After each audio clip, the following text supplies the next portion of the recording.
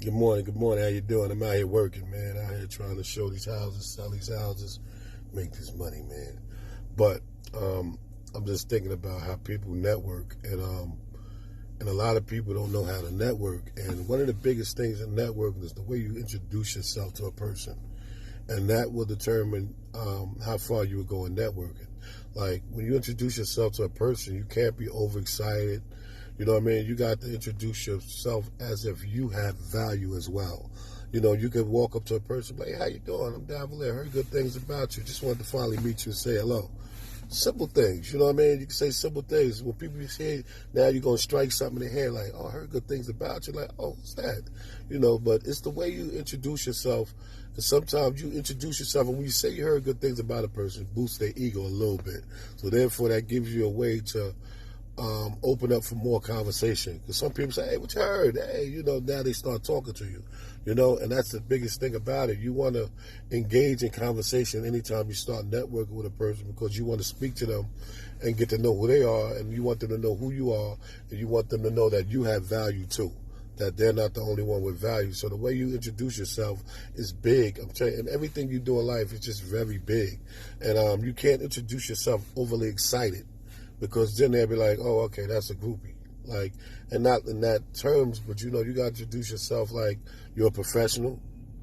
You just heard good things. Let them know I'm a professional too, you know, and that's the way you do it.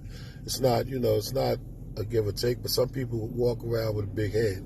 So, you know, the way you introduce yourself is very important. It's very important. And by networking, you can go real far, because networking is part of what helps determine your net worth, because your net worth gets you there from, you get your net worth by networking. And the more people you know, the more success you'll have.